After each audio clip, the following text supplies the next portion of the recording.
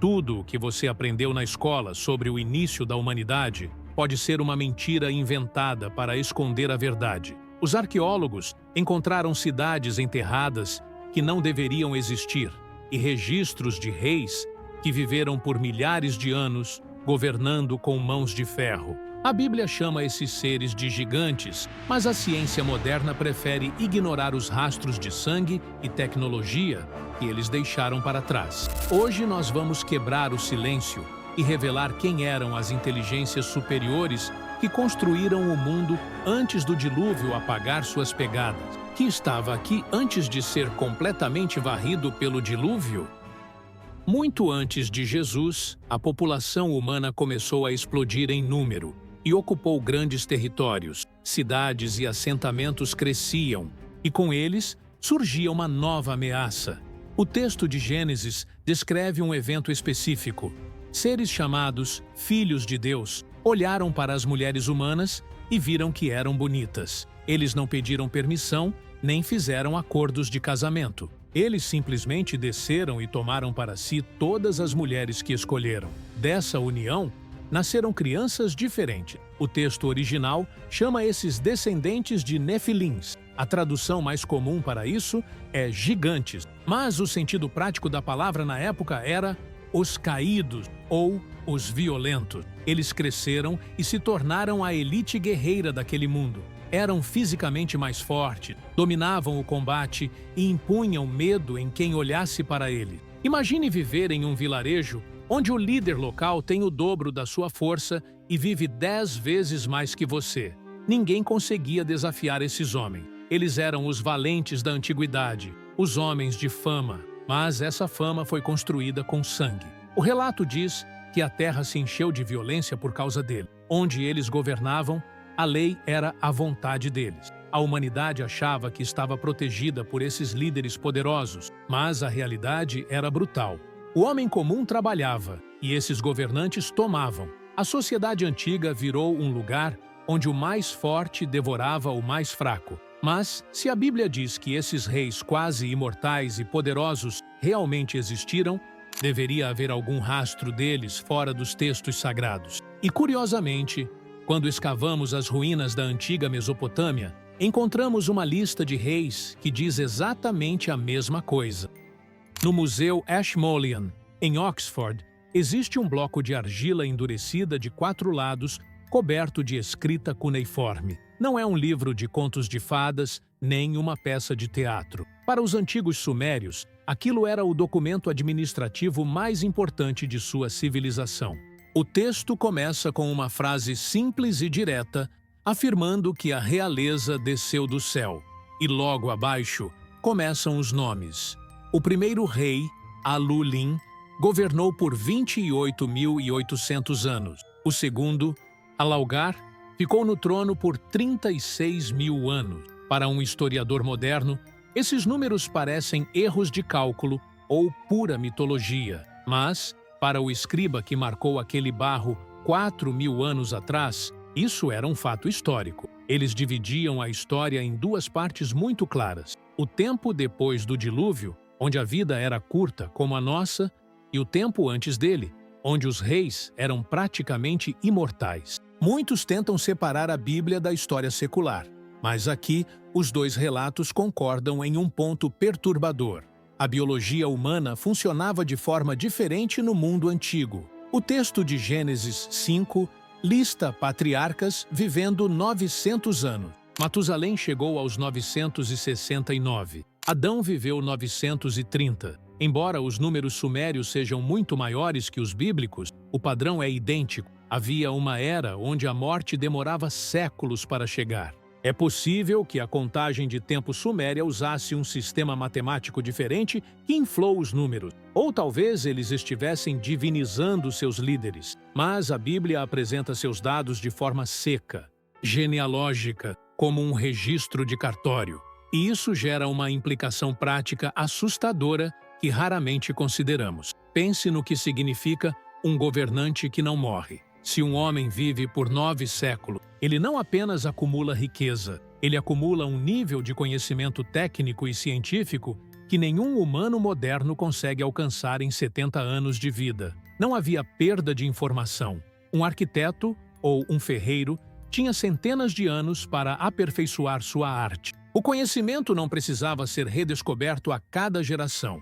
Ele era contínuo. Isso criava uma elite intelectual e física impossível de ser derrubada. Se o rei é o homem mais forte, o mais inteligente e o mais experiente há 500 anos, ninguém se rebela. O poder se torna absoluto e estagnado. Essa longevidade explica como eles conseguiram construir uma civilização complexa tão rápido. Eles tinham o recurso mais valioso de todos, tempo, mas ter tempo e força física não era suficiente para dominar o mundo. Eles precisavam de armas, e o texto bíblico afirma que eles dominavam uma tecnologia industrial que, segundo a arqueologia tradicional, não deveria existir naquela época.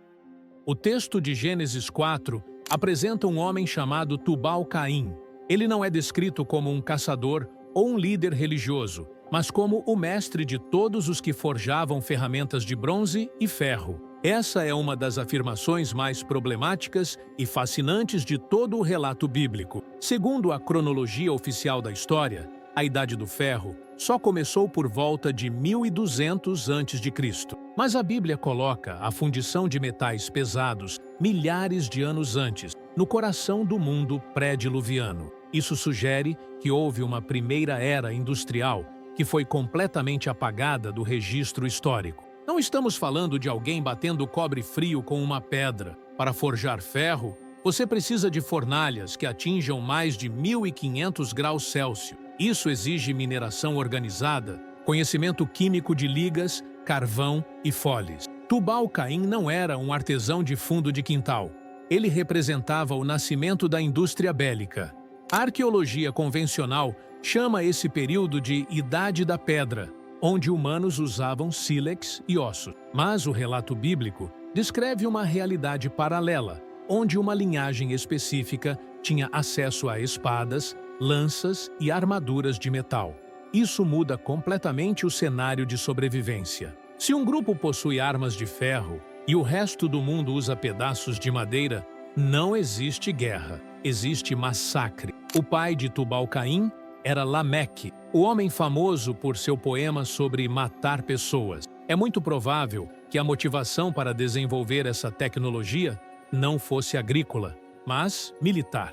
A produção em massa de armas explicaria como a violência se espalhou tão rápido pela terra. Aqueles governantes, que já eram fisicamente superiores, agora tinham em mãos o poder tecnológico para subjugar qualquer tribo que cruzasse seu caminho. Eles tinham a biologia dos gigantes e a tecnologia do ferro. Parecia que não havia limites para o que poderiam conquistar. Mas ter armas é uma coisa, ter a capacidade de engenharia para mover montanhas é outra. Durante muito tempo, duvidamos que povos tão antigos tivessem a organização matemática para construir algo grandioso. Achávamos que eles viviam apenas em tendas e cavernas, até que escavamos uma colina no sul da Turquia e encontramos algo que a história dizia ser impossível. No alto de uma crista de calcário na Turquia, pilares de pedra em forma de T se erguem do solo poeirento, alguns com mais de 5 metros de altura. Isso é Göbekli Tepe. O que vemos ali desafia toda a lógica que aprendemos na escola sobre a evolução humana. Segundo a cronologia oficial, as pessoas daquela época eram caçadores e coletores nômades, grupos pequenos que passavam o dia procurando frutas e caçando gazelas para não morrer de fome. Eles não tinham animais de carga, não tinham a roda e não tinham agricultura estabelecida. Mesmo assim, alguém naquela época cortou, transportou e ergueu blocos de pedra que pesam até 15 toneladas. Para mover um monólito desse tamanho sem guindastes modernos, você precisa de centenas de homens puxando cordas em sincronia perfeita, além de engenheiros para garantir que a pedra não esmague os trabalhadores. Isso exige uma hierarquia social rígida e uma liderança capaz de alimentar e comandar um exército de operários por décadas. Nômades não fazem isso, apenas impérios fazem isso. As esculturas nos pilares mostram leões, escorpiões e abutres. talhados com uma precisão artística que sugere gerações de prática. O local não era uma cidade onde as pessoas moravam, era um centro cerimonial. Isso significa que a religião e a adoração vieram antes da agricultura. Eles não se organizaram para plantar trigo, eles se organizaram para cultuar algo. E aqui, a conexão com os homens de renome de Gênesis se torna perturbadora. Se existia uma elite governante com força física superior e um intelecto acumulado por séculos, Göbekli Tepe é exatamente o tipo de monumento que esperaríamos encontrar. Uma demonstração de poder absoluto sobre a pedra e sobre as pessoas. A disposição das pedras sugere conhecimento astronômico, um alinhamento com as estrelas que exige observação matemática precisa. O mundo pré-diluviano não era primitivo. Era um lugar onde a tecnologia da pedra convivia com um conhecimento sofisticado do cosmos. Eles ergueram esses santuários para impressionar ou apaziguar forças espirituais, acreditando que seu domínio duraria para sempre. Mas a prioridade arquitetônica estava prestes a mudar. Eles gastaram energia construindo templos a céu aberto porque, naquele momento, ainda se sentiam seguros. Mas a violência descrita nos textos antigos logo forçaria a humanidade a parar de olhar para as estrelas e começar a olhar para o horizonte, com medo do que vinha marchando em sua direção. No ponto mais baixo da Terra, no Vale do Jordão, escavadeiras encontraram algo que muda completamente nossa visão sobre a vida antes da história escrita. Enterrada nas camadas mais profundas de Jericó, existe uma torre de pedra maciça com mais de 8 metros de diâmetro, cercada por uma muralha de 4 metros de espessura. Isso não é a cidade que Josué derrubou na Bíblia, mas uma fortaleza construída milhares de anos antes. A existência dessa estrutura prova um fato perturbador sobre o mundo antigo. O medo era a única constante. Se aquelas pessoas fossem apenas grupos simples de agricultores ou caçadores, uma muralha desse tamanho seria um desperdício insano de energia. Ninguém empilha toneladas de rocha sólida e constrói torres de vigilância para se proteger de lobos ou leões. Você só constrói uma defesa militar desse nível quando sabe que existe um inimigo organizado lá fora, capaz de exterminar seu povo. A arqueologia confirma que a guerra não é uma invenção moderna, mas o relato de Gênesis 6 dá o motivo exato para esse pânico arquitetônico. A Terra estava cheia de violência, com seres fisicamente superiores disputando território e homens como Lameque celebrando assassinatos.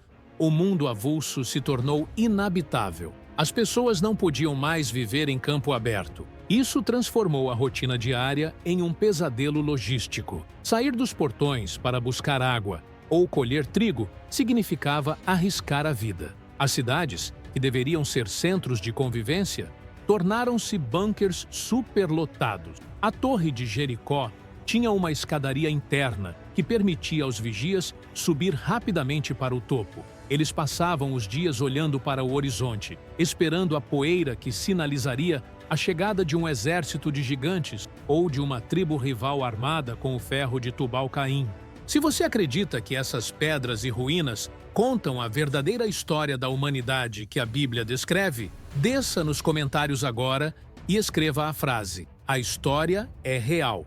As muralhas altas podiam segurar os exércitos inimigos, mas não podiam proteger a humanidade da própria natureza que estava sendo corrompida lá dentro. O medo gerou uma sociedade paranoica, isolada e desafiadora. E, curiosamente, a primeira pessoa a decidir que precisava de muros ao redor de si não foi um herói protegendo seu povo, mas um fugitivo tentando se esconder de Deus.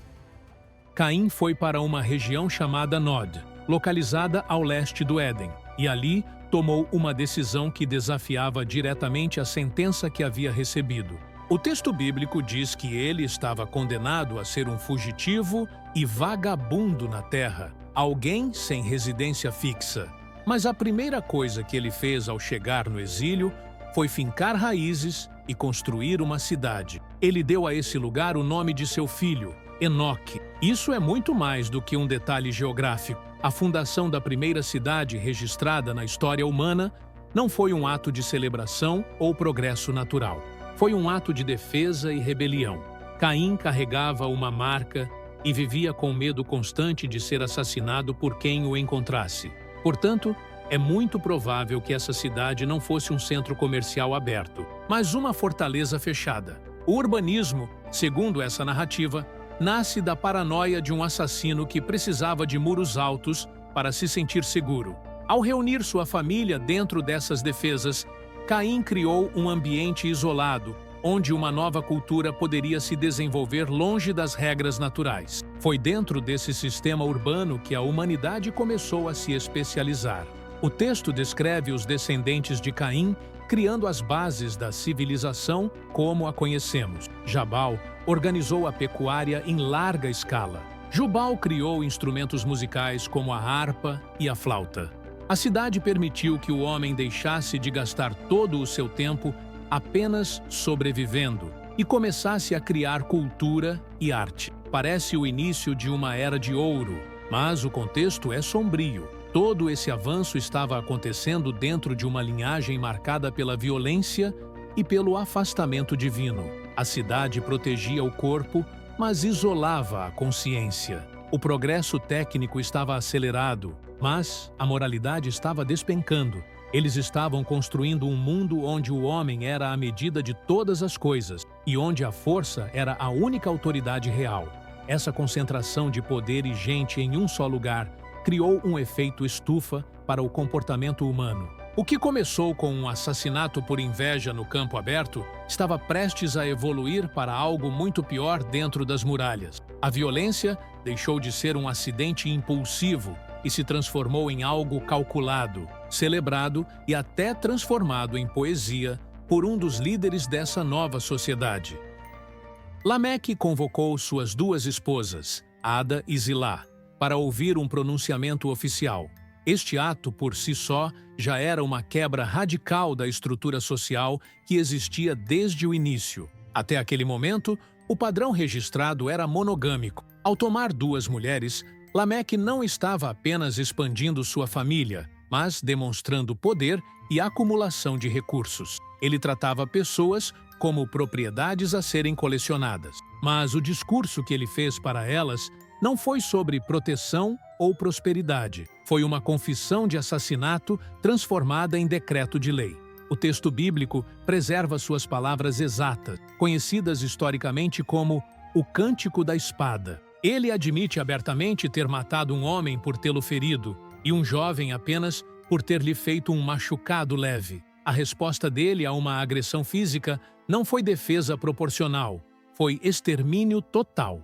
Isso revela a mentalidade perigosa daquela elite urbana. Lameque, sendo descendente direto de Caim e pai do inventor da metalurgia, provavelmente tinha acesso às melhores armas produzidas naquela era. É plausível deduzir que ele usou essa vantagem tecnológica para impor sua vontade. Se alguém o arranhasse, essa pessoa morreria. A vida humana havia perdido o valor sagrado e se tornado descartável diante do orgulho de um governante armado. O mais perturbador é a justificativa que ele inventa para si mesmo. Deus havia colocado uma proteção sobre Caim, dizendo que quem o matasse sofreria vingança 7 vezes. Lameque pega essa proteção divina e a distorce para sua própria conveniência.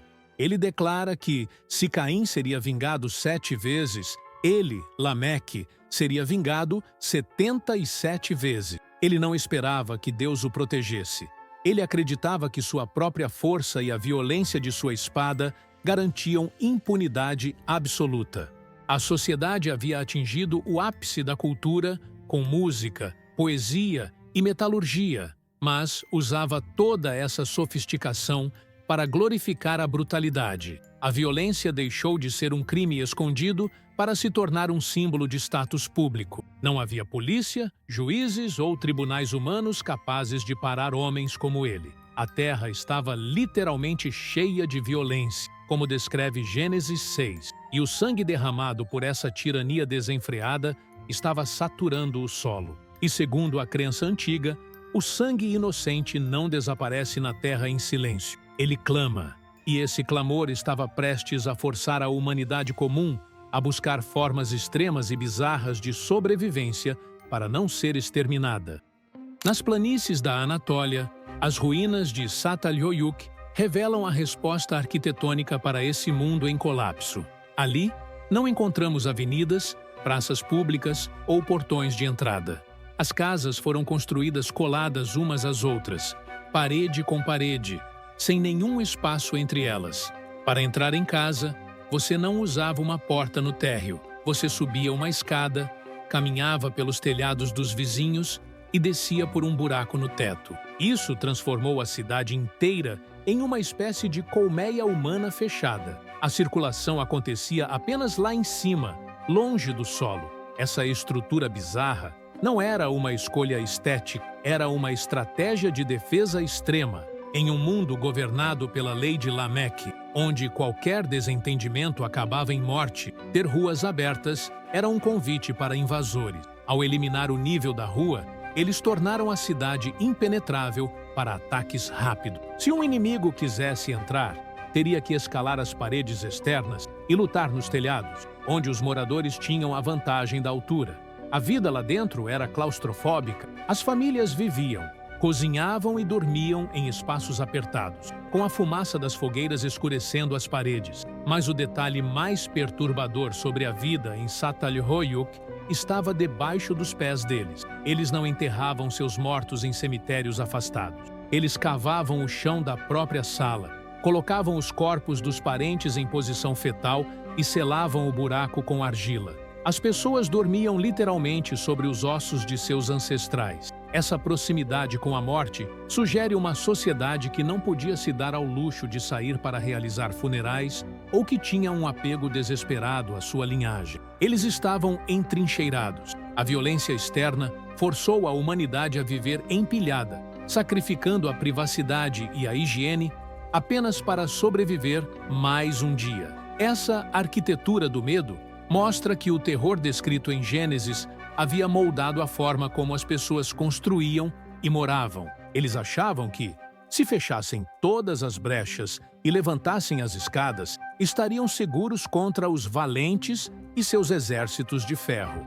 Eles se prepararam para resistir a qualquer cerco humano, estocando grãos e protegendo suas famílias dentro dessas fortalezas de barro. Mas nenhuma muralha, torre ou teto reforçado serviria de nada contra o que estava se formando no horizonte, porque a próxima ameaça não viria de espadas ou lanças, mas sim de uma decisão global que apagaria tudo o que eles construíram. No Museu Britânico, em Londres, existe uma peça de argila quebrada conhecida como a Tabuleta do Dilúvio. Ela foi encontrada nas ruínas da Biblioteca de Nínive e conta uma história que deixou os tradutores do século XIX em choque. O texto descreve os deuses decidindo exterminar a humanidade não por capricho, mas porque o barulho e o tumulto dos homens haviam se tornado insuportáveis. Essa ideia de barulho nos textos mesopotâmicos muitas vezes se refere à violência e à desordem social. Isso se alinha perfeitamente com o diagnóstico de Gênesis. O problema não era apenas moral, era sistêmico. A civilização dos heróis, com sua metalurgia avançada e suas cidades-fortaleza, havia se tornado uma máquina de caos que não podia ser consertada, apenas reiniciada. O relato bíblico é específico sobre como isso aconteceu. Não foi apenas uma chuva forte. O texto diz que as fontes do grande abismo se romperam. Isso descreve um evento geológico violento, possivelmente envolvendo placas tectônicas e reservatórios de água subterrâneos explodindo para a superfície, enquanto as comportas do céu se abriam. Para as pessoas trancadas em suas cidades, colmeia e atrás das muralhas de Jericó, a segurança que construíram virou uma armadilha. Elas passaram séculos desenvolvendo defesas contra espadas, flechas e invasões de gigantes. Mas ninguém constrói um muro pensando que o nível do mar vai subir acima das montanhas mais altas. Toda a estratégia militar daquela era, focada em resistir ao inimigo humano, tornou-se inútil instantaneamente. A elite governante, aqueles reis da lista suméria que governavam por milhares de anos, descobriu da pior forma que sua longevidade biológica e sua força física não valiam nada contra a força da natureza descontrolada. As armas de ferro de Tubal-Caim, que garantiam domínio sobre outros homens, agora eram apenas peso morto puxando seus donos para o fundo. A água apagou tudo. As cidades de Caim, os templos astronômicos de Göbekli Tepe e as forjas industriais foram cobertas por toneladas de lama e sedimento. O mundo antigo, com toda sua tecnologia e arrogância, foi sepultado. A arqueologia encontra camadas de lodo estéril em várias cidades antigas da Mesopotâmia, marcas físicas de inundações devastadoras que interromperam a história. Parecia o fim definitivo da experiência humana. Mas a água baixou, e quando o solo secou, algo sobreviveu. Não foram os gigantes nem os reis imortais, mas uma linhagem específica que carregava a memória de tudo o que aconteceu e a semente do que viria a seguir. No sul da Mesopotâmia, assim que a lama secou, a humanidade não voltou para as cavernas, nem começou do zero. Eles fundaram Uruk. A arqueologia mostra que, quase imediatamente após os estratos de inundações, surgiram cidades complexas, templos organizados e, o mais importante, a invenção da escrita. Isso sugere que os sobreviventes carregavam uma urgência desesperada. Eles precisavam registrar sua história para garantir que o conhecimento não fosse apagado novamente por uma catástrofe. A linhagem de Noé e seus filhos desceu da arca em um mundo vazio, mas suas mentes estavam cheias das memórias do mundo anterior. A biologia dos gigantes e a longevidade de 900 anos haviam desaparecido nas águas, mas a tecnologia não. O conhecimento de como forjar metais, a técnica para tocar harpa e a engenharia para queimar tijolos sobreviveram na mente dos que restaram. A prova disso é que, poucas gerações depois, os descendentes já estavam tentando construir uma nova torre que tocasse o céu na planície de Sinar. O legado daquela civilização perdida não são as ruínas físicas, somos nós. Nós herdamos a capacidade técnica de Tubal-Caim e a ambição urbana de Caim, mas sem o tempo de vida que eles tinham para controlar isso. O texto de Gênesis e a epopeia de Gilgamesh mostram reis pós-diluvianos obcecados em tentar recuperar aquela imortalidade perdida, buscando segredos antigos em lugares distantes, mas falhando todas as vezes. A porta para aquele tipo de vida foi fechada. Hoje, olhamos para as pedras de Göbekli Tepe ou para as muralhas de Jericó e vemos mistério. Mas a mensagem que essas ruínas deixam é um aviso claro. Aquela sociedade era mais avançada, mais forte e mais durável do que a nossa, e mesmo assim, desapareceu do mapa quando a corrupção moral atingiu o limite. Eles achavam que sua tecnologia militar e seus muros altos os tornavam intocáveis. Nós, com nossos arranha-céus e satélites, cometemos o mesmo erro de julgamento. A história do mundo pré-diluviano não é um mito sobre monstros, é um espelho sobre a natureza humana. Eles foram destruídos porque se tornaram insustentáveis. A diferença é que eles deixaram monumentos de pedra para nos avisar. E se essa mensagem te abençoou, se inscreva no canal e vamos crescer juntos na fé. Agora clique no vídeo na tela para descobrir qual é a verdadeira origem de Golias. Ele pode ter relação com os Nefelins dessa era pré-diluviana? Clique no vídeo na tela e descubra.